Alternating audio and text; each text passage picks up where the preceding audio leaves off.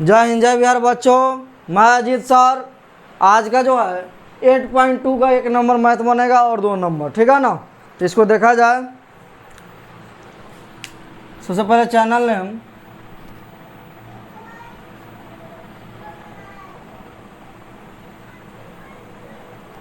अपना coaching centre. अब आइए मैथ सोल्व करने की कोशिश किया जा रहा है। यहाँ पे देखिएगा, सोल्व मैथ नंबर 1 लिखा हुआ है sine 60 into cos 30 degree plus sine 30 degree into cos 60 degree. तो उसको उतार दिया जाए। Sine 60 degree into cos 30 degree plus sine 30 degree into cos 60 degree. इसका वैल्यू बताइए।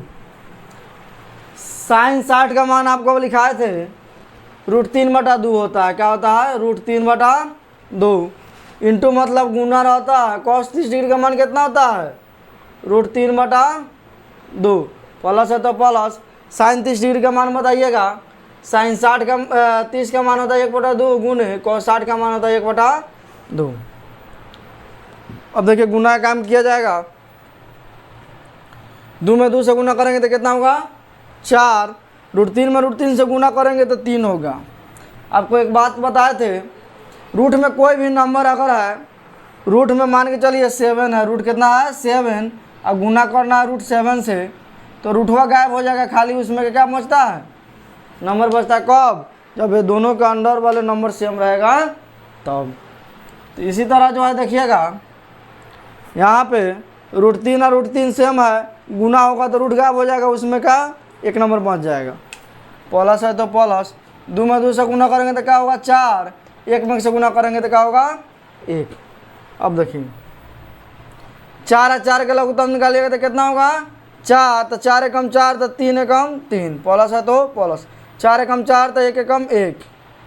नीचे का ज्यों कहते हैं 3 गो का होगा 4। 4 में 4 से भगा देंगे तो क्या होगा? 1 आंसर हो जाएगा। ठीक है, इसको आइए समझ लेते हैं एक बार।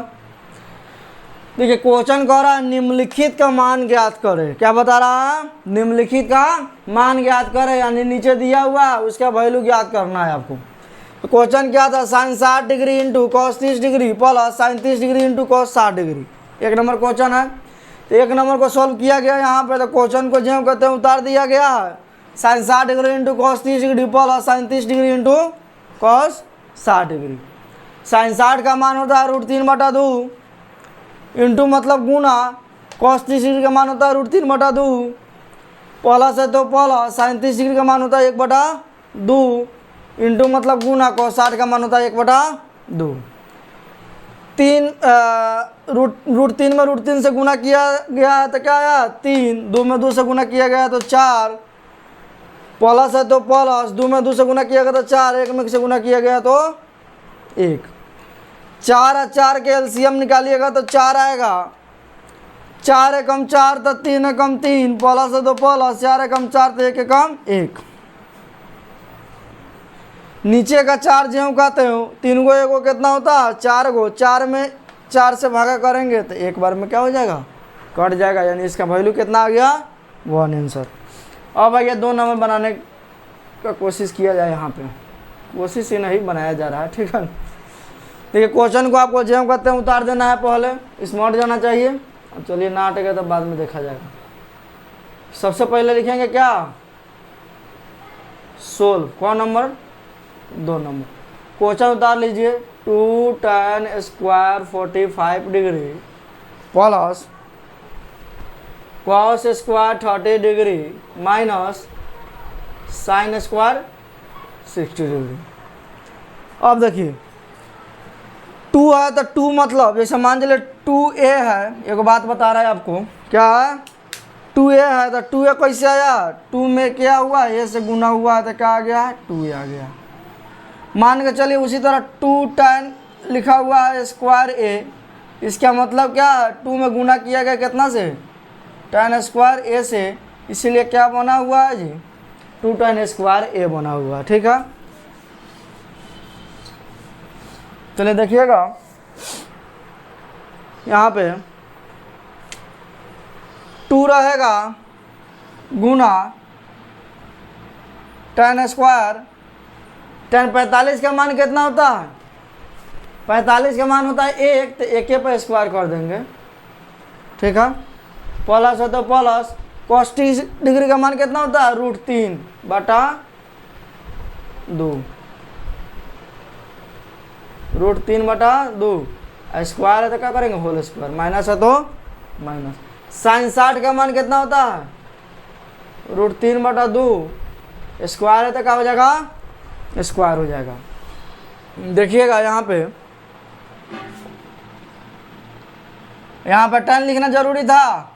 नहीं। क्यों? क्योंकि इसका वैल्यू लिखा गया तो काम चल जाएगा। तो 2 रहेगा गुना 1 का स्क्वायर कितना होता है? 1, प्लस है तो प्लस, √3/2 है तो सुन लीजिए होल स्क्वायर है, मतलब दोनों पे स्क्वायर है, ठीक है ना। यानी √3 पर भी स्क्वायर है और 2 पर स्क्वायर है, तो √3 का स्क्वायर करेंगे का मतलब √3 को स्क्वायर करने का मतलब होता है √3 में √3 से गुना करना। तो √3 में मान के चलिए √3 में गुना करे तो, चाहे √3 का स्क्वायर होल स्क्वायर करे तो दोनों बात एक है। तो इसका मान कितना हो जाएगा? 3 बताए थे आपको, सेम नंबर होता है तो रूट गायब हो जाता है, तो खाली 3 बचेगा। तो इसका मतलब हो गया √3 का स्क्वायर करेंगे तो 3 और 2 का स्क्वायर करेंगे तो 3/4। रूट है पर थोड़ा ही है, रूट नहीं ना, नहीं है इस पर। माइनस है तो माइनस, √3 का स्क्वायर करेंगे तो 3, 2 का स्क्वायर करेंगे तो क्या होगा? 4। अब देखिएगा 2 में 1 से गुना करेंगे तो क्या होगा जी? 2, ठीक है। और 4 और 4 के एलसीएम निकालेंगे तो कितना होगा जी? 4। अच्छा एक बात समझ लीजिए, एलसीएम निकाले चाहे नहीं निकाले, एलसीएम निकाले या नहीं निकाले, आपको एक ध्यान में रहना चाहिए। आपको जितना रुपया लेकर आए थे उतना ही रुपया लेकर चले गए, तो क्या बचेगा? 0। यानी कि 3/4 में से 3/4 खत्म हो जाएगा, तो क्या बचेगा? 0 बचेगा, ठीक है ना। तो 2 में 0 जोड़ेंगे तो कितना होगा? 2। क्या हो जाएगा? एलसीएम निकालते तो वो 4 4 के लघुत्तम आता तो 4 होता, 4 कम 4 3 कम 3, माइनस है तो माइनस, 4 कम 4 3 कम 3, 3 में से 3 गया 0, 0/4 आता, 0 में 4 से भागा करते तभी भी क्या आता? 0 आता। अगर इस तरह जब भी बात आता है आपको तो डायरेक्ट घटा सकते हैं, इसको भी समझ लिया जाए। देखिए क्वेश्चन 2 नंबर को रहा था 2 tan square 45 degree plus cos square 30 degree minus sin square 60 degree. Question को उतार लिया गया। 2 है तो 2, गुना तो गुना, tan 45 का मान होता है 1। अब इतना जगह का छूटा है क्योंकि यहाँ पे पहले tan लिखा गया था, ठीक है ना। तो tan रहे चाहे ना रहे उससे मतलब नहीं, उसका वैल्यू लिखना था, यहाँ पे वैल्यू लिख दिए। प्लस है तो प्लस, cos 30 डिग्री का मान होता है √3/2 का होल स्क्वायर कर दिए, माइनस है तो माइनस, sin 60 का मान होता है √3/2 का होल स्क्वायर कर दिए, ठीक है ना। अब देखिए 2 तो है, गुना भी है, 1 का स्क्वायर करेंगे तो 1 का स्क्वायर करेंगे तो कितना आएगा? 1 ही आएगा, ठीक है। प्लस है तो प्लस, √3 का स्क्वायर करेंगे, यानी होल स्क्वायर था तो दोनों पे स्क्वायर था, √3 का स्क्वायर करेंगे तो 3 और 2 का स्क्वायर करेंगे तो 4, माइनस है तो माइनस, √3 का स्क्वायर करेंगे तो 3 और 2 का स्क्वायर करेंगे तो 4, 2 में 1 से गुना किया गया तो कितना आया? 2। प्लस है तो प्लस। अब बताए थे आपको जितना रुपया लेकर आए थे, और रुपया छोड़िए, जो वो लड्डू लेकर आए थे तो वो लड्डू खा लिए, अब क्या बचेगा? कुछ भी नहीं, 0। 2 में 0 जोड़ेंगे तो कितना आएगा जी? 2 आएगा, ठीक है। तो एक्सरसाइज 8.2 चालू हो गया है, इसका 2 का मैथ बना है, और फिर अगले वीडियो में भेंट करते हैं। उससे पहले आप पीछे का भी रिवीजन करते चलिए। पीछे आपको बहुत सारा फार्मूला लिखवाया गया, उस फार्मूला को कंप्लीट कीजिए। जैसे यहाँ पे आपको थीटा वाला जितना डिग्री का मान होता है, जितना आपको ज़रूरत है पूरा बता दिया गया, उसको आप रिकॉल कीजिए, उसको रिपीट कीजिए। या आप जिस रूम में पढ़ते हैं उस वहाँ पे आप सबसे पहले आप एक सबसे पहले चार्ट पेपर तैयार कीजिए, उस पर लिखिए, उस पर वहाँ पे साटिए, ताकि पढ़ते वक्त आपको जो भी फार्मूला की नीड हो तो वहाँ पे आप देख के बना सकते हैं। और जब मैथ इस पर बेसिक बनाइएगा तो ऑटोमेटिक बात है कि सब फार्मूला क्या हो जाएगा? याद हो जाएगा, ठीक है ना। चलिए इतना आज के लिए, और मिलते हैं अगले वीडियो में। तब तक आप इसको देखिए और समझिए और इसको बनाते रहिए। चलिए, थैंक यू।